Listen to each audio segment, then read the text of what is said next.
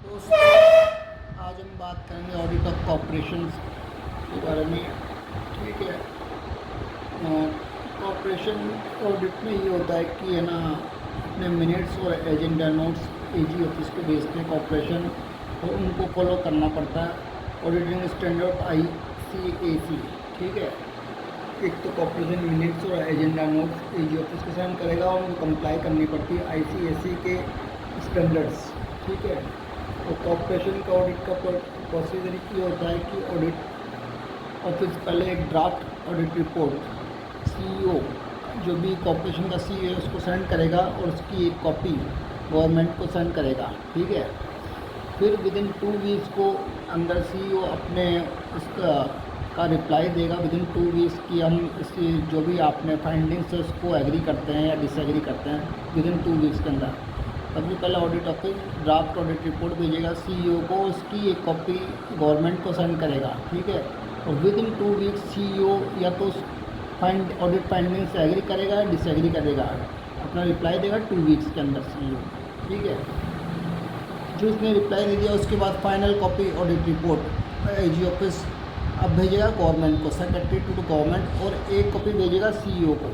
पहले वाले केस में क्या ड्राफ्ट था, जब तो CEO को भेज रहा था मैं डायरेक्टली और कॉपी भेज रहा था गवर्नमेंट को। इस केस में जब फाइनल ऑडिट रिपोर्ट जब फाइनल हो गई तो उसकी एक कॉपी भेजा डायरेक्ट गवर्नमेंट को, और उसकी फाइनल कॉपी की एक कॉपी भेजेगा, फाइनल ऑडिट रिपोर्ट की एक कॉपी भेजेगा CEO को। ठीक है। CEO फिर फर्दर जो भी जिस ऑडिट फाइंडिंग्स की थी, जिससे रिलेटेड वो मैटर था, उस गवर्निंग बॉडी को वो भेजेगा और ऑडिट की फाइंडिंग्स।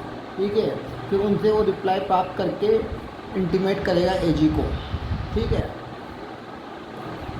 ठीक है। इसमें मोटा मोटा यही कि ड्राफ्ट तो डायरेक्ट CEO को भेजेगा, उसकी कॉपी भेजेगा गवर्नमेंट को, और फाइनल हो जाएगी जब ऑडिट रिपोर्ट तब वो डायरेक्ट गवर्नमेंट को भेजेगा और उसकी कॉपी भेजेगा CEO को। CEO फिर फर्दर जिससे रिलेटेड वो मामला होगा उसको भेजेगा, फिर उसका रिप्लाई प्राप्त करके AG ऑफिस को भेजेगा। अब कॉर्पोरेशन में होता है कि कई पैराज काफ़ी सालों से पेंडिंग चलते होते हैं, है ना, तो उनका निपटान के लिए क्या प्रक्रिया है। ठीक है। तो इसके लिए ऑडिट रिव्यू एरियर कमेटी गठित की जाती है, और ऑडिट एरियर कमेटी का काम होता है कि जो 2 साल से पुराने पैराज पेंडिंग चल रहे हैं उनका निपटान करना होता है। और इसका कॉन्स्टिट्यूशन होता है कि जो भी सीनियर मेंबर्स होते हैं, ठीक है, सीनियर ऑफिसर्स होते हैं, वो कंप्राइज करते हैं मैनेजमेंट कॉर्पोरेशन की। ठीक है। अब इसका है टू सेटल ऑडिट ऑब्जर्वेशन, की सेटल करना इस मैनेजमेंट की रिस्पॉन्सिबिलिटी होती है। ठीक है। और कॉन्स्टिट्यूट होता है ऑडिट एरियर कमेटी। ठीक है।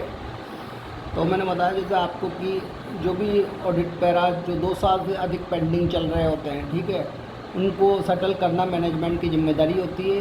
तो इसको सेटल करने के लिए एक कॉन्स्टिट्यूट करता है ऑडिट एरियर कमेटी, जिसके अंदर वो सीनियर मोस्ट मेंबर्स होते हैं। ठीक है। और इसको एस्टेब्लिश करने ये कौन चेक करेगा, गवर्नमेंट चेक करती है। ठीक है, कि वो कॉर्पोरेशन इसको फॉर्म कर रहा है कि नहीं कर रहा। ठीक है।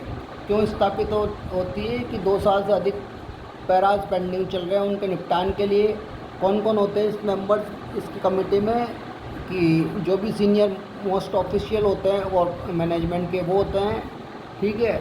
और ये कौन इंश्योर करता है कि ये स्थापित हो, गवर्नमेंट इंश्योर करती है।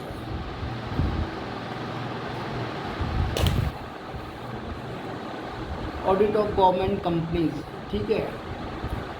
ऑडिट ऑफ गवर्नमेंट कंपनीज आती है DPC के 19(1) में। ठीक है।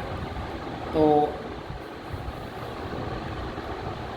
ठीक है, जब गवर्नमेंट कंपनी अपने मिनट्स एजेंडा नोट्स CAG को भेजती है। ठीक है। और गवर्नमेंट कंपनीज को फॉलो करते हैं, वही ऑडिट कॉर्पोरेशन वाला, गवर्नमेंट कॉर्पोरेशन वाला फॉलो ICAC गाइडलाइंस। ठीक है। अपने मिनट्स और एजेंडा नोट्स AG ऑफिस को भेजना पड़ता है और फॉलो करनी पड़ती है ICAC गाइडलाइंस। ठीक है। अब जब कंपनी एक फॉर्म होती है या टर्मिनेट होती है, ट्रांसफॉर्म होती है, इसके इंटीमेशन जो कंसर्न मिनिस्ट्री है वो AG ऑफिस को देती है, या वो कंपनी खुद भी AG ऑफिस को दे सकती है। कोई भी कंपनी फॉर्म होती है या टर्मिनेट होती है, मतलब बंद होती है, या ट्रांसफॉर्म होती है किसी और कंपनी में, तो इसकी सूचना कंसर्न मिनिस्ट्री या कंपनी खुद भी एजी ऑफिस को दे सकती है। ठीक है। Appointment of statutory auditor.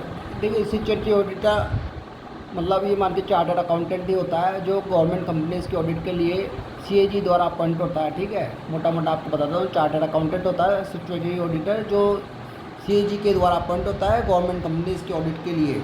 ठीक है।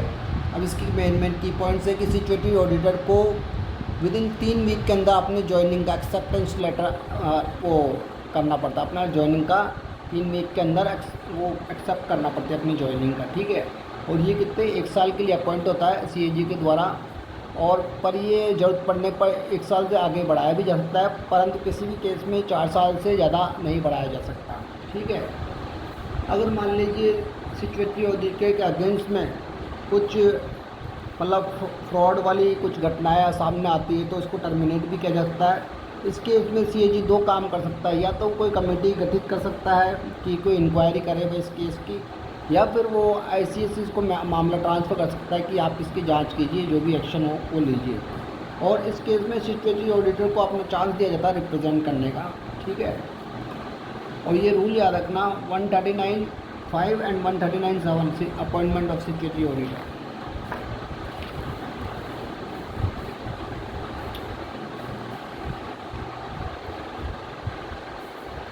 अब देखिए स्टैट्यूटरी ऑडिटर का वर्क प्रोफाइल देखिए।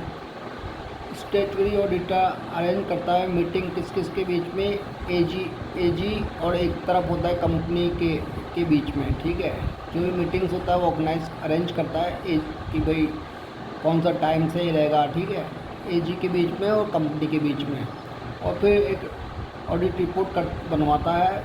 इसके अंदर वो जो भी कंपनी से कॉरेस्पॉन्डेंस लेटर हुए हैं वो इंक्लूड करता है। ठीक है। फिर ये प्रेषित करता है एजी को।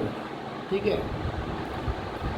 सबसे पहले तो मीटिंग अरेंज करता है एजी और कंपनी के बीच में। ठीक है। फिर वो रिपोर्ट प्रस्तुत करता है सिर्फ एजी को। ठीक है। प्रिपेयर ऑडिट रिपोर्ट टू एजी। इसके अंदर कम्युनिकेशन लेटर होता है विद कंपनी के साथ, जो भी कम्युनिकेशन लेटर हुए हैं वो। फिर अटेंड ऑडिट कमेटी मीटिंग्स, वो ऑडिट कमेटी मीटिंग अटेंड करता है, और जो भी वर्किंग पेपर्स है उसने बनाया वो 5 साल तक रिटेन करता है।